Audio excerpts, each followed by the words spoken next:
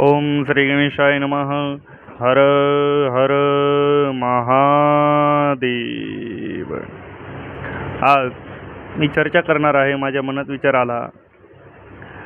विचार आल्यापेक्षा मी असं म्हणेल की मला जी माझ्या जवळचे आहेत, अतिशय जवळचे आहे त्यांनी, कारण कोणीही माझ्या दूर नाही, सर्व जवळचेच आहेत, तर त्यांनी मला प्रश्न केला की गुरुपौर्णिमा जवळ येत आहे, गुरु कुणाला बनवायला पाहिजे, देवाला गुरु बनविल्यावर चालतो का, शिवजीला मी गुरु बनवू शकतो का, किंवा एखाद्या देवीला, देवताला, प्रभू श्रीरामचंद्रांना मी गुरु बनवू शकतो का, मनुष्य रूपातच गुरु करावं लागेल का मी देवाला बनवू शकतो.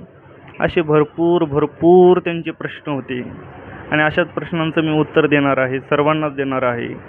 आणि तसं पण गुरुचं महात्म्य खूप मोठं आहे आणि त्यांच्याविषयी जेवढं बोलतो आपण तेवढं कमी आहे.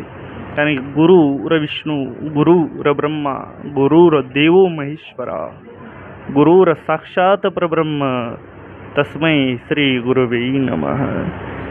गुरु हे पद, गुरु ही स्थिती, गुरु ही जागा ही लहान नाही आहे, ती अत्यंत मोठी आहे आणि अत्यंत सन्मानित आहे. त्याच्यामुळं गुरु आपण कुणालाही बनवू शकत नाहीत, बरोबर आहे. मग गुरु कुणाला बनवावं, तर गुरुदेवाला बनवू शकतात का, तर हो, तुम्ही गुरुदेवाला बनवू शकतात.